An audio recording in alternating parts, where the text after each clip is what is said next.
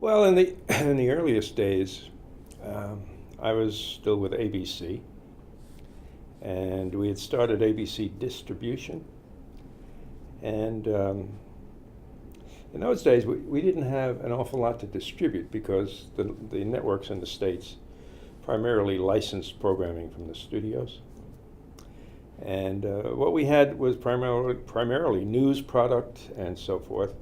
It really wasn't enough of an inventory to start sending salespeople around the world.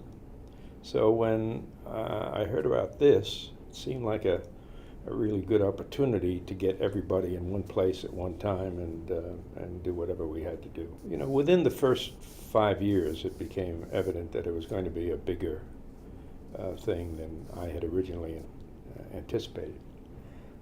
More and more people started showing up. Deals were getting announced and so forth, and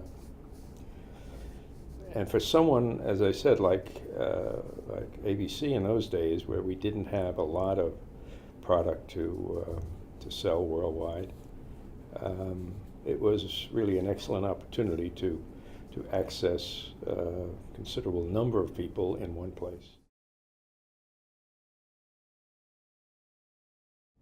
ABC was then bought by Capital Cities, which was a large media company that owned primarily television stations. The Tom Murphy and Dan Burke, who ran Capital Cities, were true broadcasters and understood the business really well. And I was a little edgy because I had started a number of cable networks, Lifetime for women, and then ESPN. And the deal had been done. They bought ABC, Cap Cities bought ABC, but for tax reasons they couldn't close until after the first of the year. So there was a couple of months where it was kind of awkward. Everybody knew that they were the new boss, but they hadn't moved into our building yet. So I got summoned over to their headquarters, and I arrived, and both of them have spreadsheets in front of them, and I'm going, uh-oh, because they had a reputation of being lean and mean. I mean, they were in a very tight ship financially, and as I said, I was losing money on every one of the ventures because they were startups. So finally, I sat there and smiled, and they're looking at the spreadsheets, and finally Tom Murphy said, "A lot of red ink here." So I said, "Yeah, I guess so." I said, "But we're startups." And he said, "Yeah, we recognize that." This long silence. He says, "Well, you're trending in the right direction. You're losing less money each quarter." So I said, "Yeah, I think we'll be okay. Give us another year or so, and I think they're going to be good businesses." And he said, "We like the cable business." He said, "We've been in the cable business. We own cable systems out in the West." He said, "which we have to divest when we finally buy ABC, because there's a rule that says you can't own cable and network at the same time." So he said, "You're our foot in the door in the cable business, so just keep doing what you're doing and try not to lose too much more money." I've always had an entrepreneurial spirit, and I was fortunate in that Len Golinson, who was the founder and the chairman of ABC in those days, liked that. And so he backed me when I came up with ideas of why don't we start this or that or the other thing. And that was a big help because I had to go before the ABC board and defend whatever startup monies I was looking for. When we started into the distribution business, there were no commercial television operations in Europe. Everything was state supported. And so, I mean, that was a good business, selling to the state-supported networks. But we divined that eventually commercial television would be in Europe, and so we started to take financial positions in the good local production companies in Europe. I've always believed, and still do, that all television is local, and the more local, the better. And evidence of that is that, you know, in the early days, the stations or the networks in Europe were virtually all imported product from Hollywood, series and features. As they got more confident in what they were doing, they began to produce their own programming, and obviously that became much more popular than what is now Lifetime. In those days, it was called Daytime,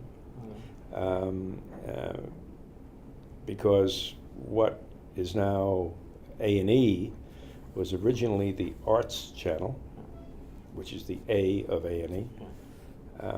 And the reason we started an Arts Channel, I'm talking now performing arts, was because you know, the primary business of ABC in those days was network television. And we had affiliated stations. And the affiliates hated cable because it was a competitor looming on the horizon that the smart guys recognized was going to be a big problem for them. So for us to get into the cable business was not going to be a popular maneuver for our affiliates. So we started with the Arts Channel.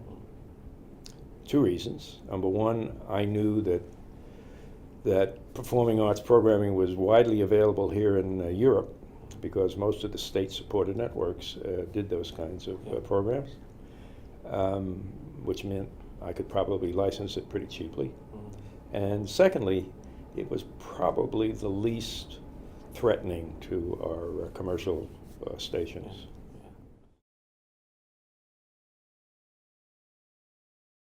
The one deal that kind of put us on the map was right after we'd started the Arts Channel.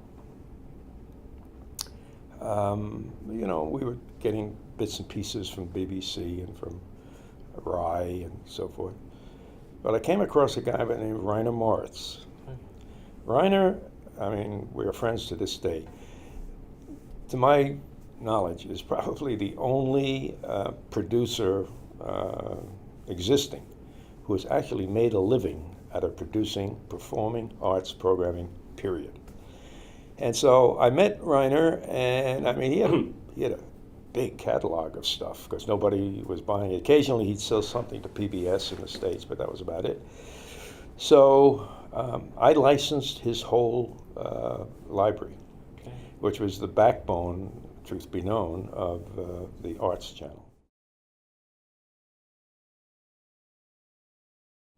You know, numbers are numbers, and you have to have the numbers in order to, and the numbers have to make sense in order for you to do business. But the real guts of the business is done on a person-to-person basis.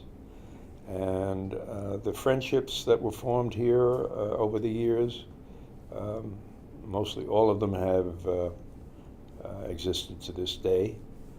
And probably the biggest deal I ever made was I met Herbert Kloiber from Telemünchen in Germany, and he impressed me as being somebody who really knew what he was doing. I suggested to him that we might want to become a partner of his in Germany, because at the time, as I said, we were convinced that local programming was going to be very important as commercial stations began to exist. And so we bought into what we thought the best production companies in France, Spain, Italy, UK, and Herbert represented the best in Germany, so Actually, we became partners of his, 50% partners of his, and that existed until sometime after Disney bought us and decided they didn't want partnerships.